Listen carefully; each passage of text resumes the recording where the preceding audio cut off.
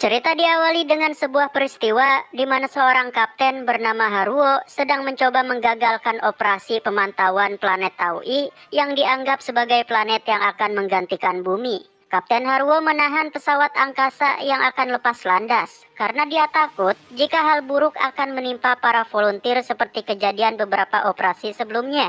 Terlebih lagi, kakeknya sendiri ikut dalam operasi ini. Sang kakek mengingatkan Haruo agar dia tidak perlu khawatir dan merelakan semua volunteer yang bertugas. Dengan isak tangis, Haruo pun mengalah dan merelakan kakeknya dan volunteer lain untuk berangkat ke planet Taui. Namun Haruo harus mendekam di penjara untuk sementara karena apa yang dia lakukan adalah sebuah perbuatan kriminal. Pesawat volunteer pun lepas landas dan mulai mendekati planet Taui. Haruo melihat dari kaca penjara kapal induk. Dan alangkah terkejutnya dia, pesawat yang membawa kakeknya serta volunteer lain tiba-tiba meledak. Entah apa penyebabnya. Haruo pun sangat frustasi melihat langsung kejadian tersebut. Kekhawatirannya terbukti. Setelah itu kita dibawa kembali ke masa lampau yang akan menjelaskan kenapa Haruo dan yang lainnya berada di luar angkasa. Puluhan tahun lalu, bumi mendapat serangan dari berbagai kaiju yang membuat kehidupan di bumi sangat kacau. Sampai akhirnya musuh terberat manusia muncul, yaitu Godzilla. Godzilla adalah kaiju paling sulit dikalahkan dibandingkan dengan kaiju-kaiju yang lain. Dia sangat bengis dan membuat setiap operasi pemusnahannya berakhir sia-sia. Ketika penduduk bumi sudah putus asa dalam menghadapi Godzilla, dua jenis alien pun datang untuk mencari perlindungan ke bumi. Karena planet mereka sudah hancur. Mereka adalah bangsa Eksif dan bangsa Bilusaludo. Agar diterima oleh penduduk bumi, mereka berjanji akan memusnahkan Godzilla dengan teknologi mereka yang lebih canggih. Manusia dan kedua jenis alien itu pun bersatu melawan Godzilla. Namun setelah bertahun-tahun melawan Godzilla, tidak ada satupun operasi yang berhasil. Akhirnya manusia, bangsa Eksif, dan bangsa Bilusaludo putus asa dan memutuskan untuk mengungsi keluar angkasa. Haruo yang pada saat itu masih kecil dituntun kakeknya menuju pesawat. Dan pada saat itu juga dia melihat Godzilla menghancurkan salah satu pesawat pengungsi yang di dalamnya diduga ada orang tua Haruo. Kejadian ini pun membuat rasa dendam terhadap Godzilla sangat menggebu-gebu bahkan ketika Haruo sudah dewasa sekalipun. Haruo dan manusia yang tersisa lainnya sekarang harus bertahan hidup di sebuah kapal induk angkasa yang disebut Aratrum dengan sumber daya yang sangat terbatas sambil menghadapi kenyataan bahwa kakeknya sudah tidak ada. Di dalam penjara, Haruo selalu didatangi oleh temannya yang bernama Medfish. Dia adalah bangsa Eksif yang masih tersisa. Medfish selalu memberikan masukan rohani kepada Haruo dengan agama yang dia bawa dari planet asalnya. Namun suatu saat, Medfish membawa sebuah data rahasia mengenai Godzilla sesuai permintaan Haruo secara sembunyi-sembunyi. Medfish mengaku bahwa data tersebut dibuat oleh orang yang tidak dikenal. Data tersebut menginformasikan kelemahan-kelemahan yang ada pada Godzilla.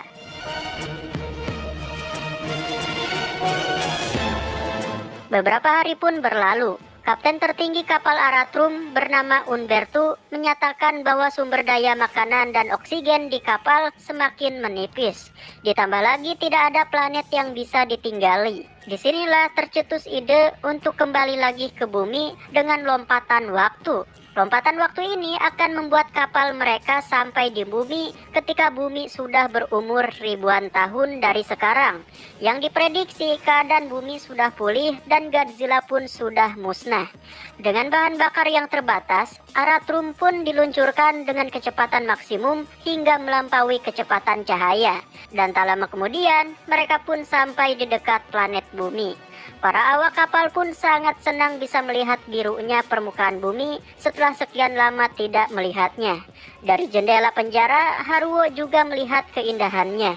Untuk mengecek keadaan bumi, belasan drone pun dikerahkan ke berbagai penjuru bumi dan ternyata umur bumi pun sudah mencapai 20.000 tahun dari kejadian munculnya Godzilla. Kapten Umberto pun sangat terkejut karena dia tidak menyangka bahwa kapal Aratrum akan melompati waktu selama itu.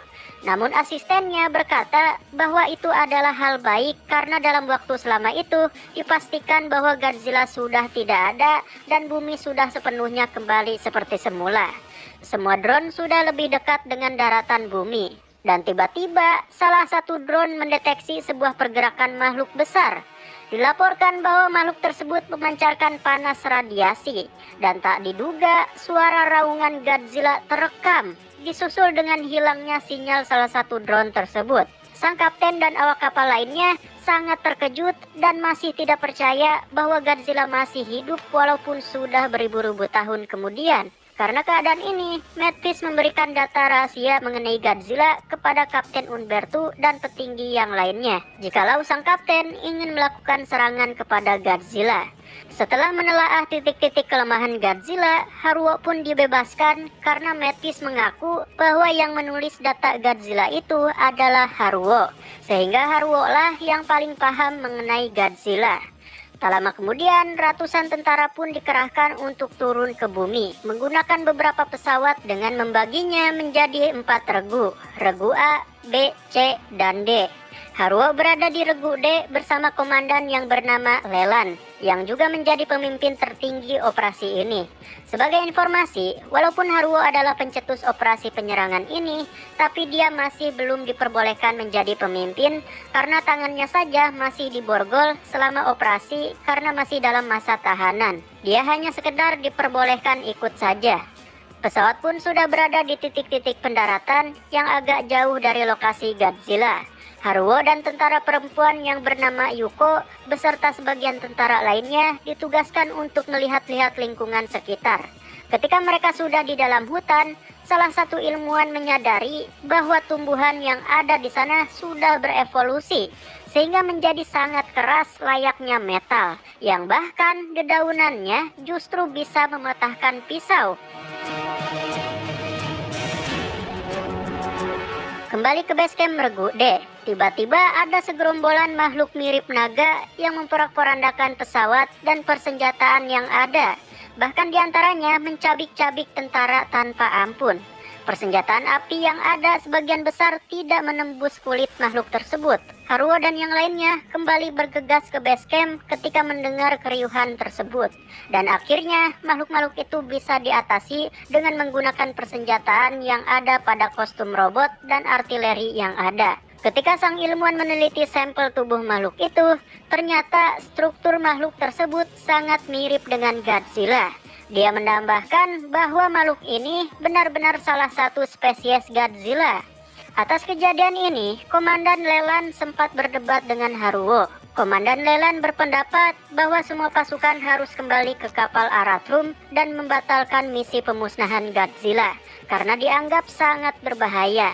Namun Haruo yang sangat dendam dengan Godzilla bersikeras bahwa pasukan bisa bertempur dengan Godzilla kali ini karena memiliki data mengenai kelemahan Godzilla. Matt Peace juga berpendapat jika mereka mundur sekarang, itu artinya mereka hanya menumbalkan pasukan yang mati karena serangan makhluk naga tadi. Akhirnya Komandan Leland berpikir kembali dan menuruti Haruo dan Matt Peace. Namun sayangnya, kerusakan yang disebabkan oleh makhluk tersebut membuat regu D kekurangan kekuatan. Sehingga Komandan Leland berinisiatif untuk memerintahkan semua regu untuk berkumpul di base camp regu A. Namun tantangannya, mereka harus berdekatan dengan jalur Godzilla. Tak lama kemudian, semua pasukan bergegas mengendarai tank dan robot perang mereka menuju base camp regu A. Tiba-tiba saja pesawat yang dikendarai Haruo, Matt Peace, dan Yuko ditembak oleh semburan atom Godzilla hingga terjatuh. Sebelum pesawat menyentuh tanah, dengan dukungan Matt Peace, Haruo melepaskan borgolnya dan nekat untuk menggunakan kendaraan perang dan berniat untuk menyerang Godzilla seorang diri.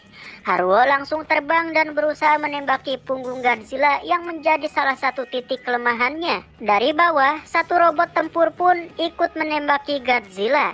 Ternyata itu adalah Komandan Leland. Haruo sangat terkejut karena seharusnya Komandan Leland memimpin pergerakan pasukan tanpa memperdulikan Godzilla. Dengan tembakannya, Komandan Leland berhasil membuat Godzilla meraung keras. Namun tiba-tiba, Godzilla berbalik arah dan menyemburkan napas atomnya kepada Komandan Leland dan membuatnya hancur berkeping-keping. Melihat hal tersebut membuat Haruo semakin marah. Namun kali ini dia tidak boleh gegabah karena Godzilla masih sangat kuat. Semua regu sudah berkumpul di satu tempat dan gugurnya Komandan Leland membuat jabatannya jatuh kepada Mantis yang sekarang harus memimpin pasukan.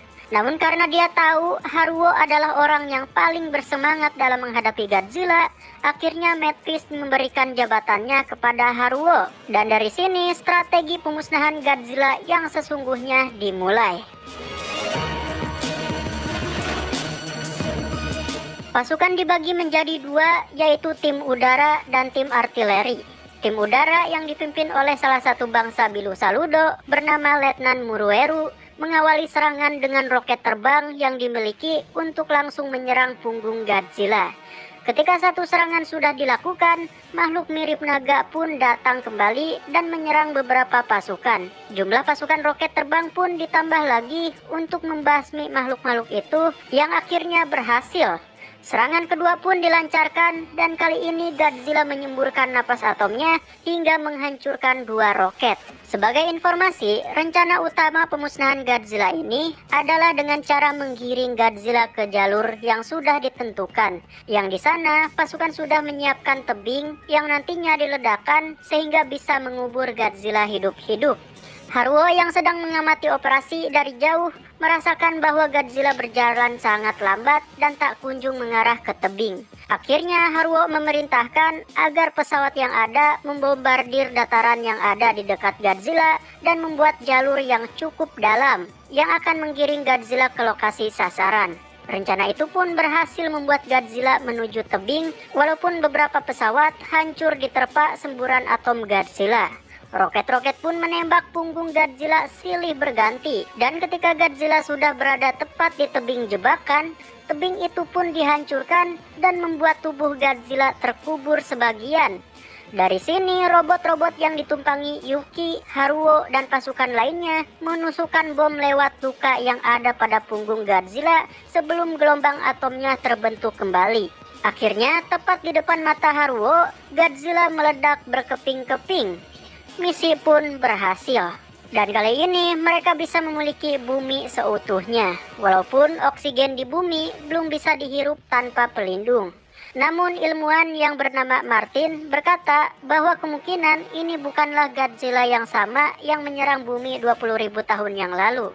Dia berkata seperti itu karena ukuran Godzilla ini hanya 50 meter dan tidak mengalami pertumbuhan sejak 20.000 tahun itu.